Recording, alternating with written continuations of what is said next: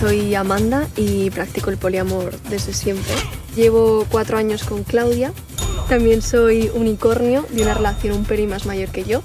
Y salgo con un hetero guapísimo, que es Alex. Pues vaya papeleta. Ahora el vértice soy yo.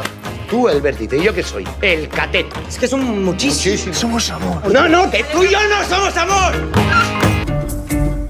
Nicolás, soy el socio de su tío. Llevo 5 años buscando un relevo. 40 kilómetros de territorio. No podré hacerlo. No es mi vida. Este trabajo no es fácil, ni prestigioso, ni está bien pagado. Curamos a sus acompañantes, a su sustento, a los hijos que no han tenido y a las parejas que han perdido.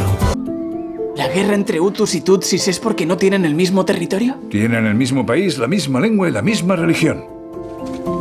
Si quieres vivir aquí hay que elegir uno de los bandos. ¿Y si no escogemos? ¿Qué harás? ¿Dividir la clase en 2?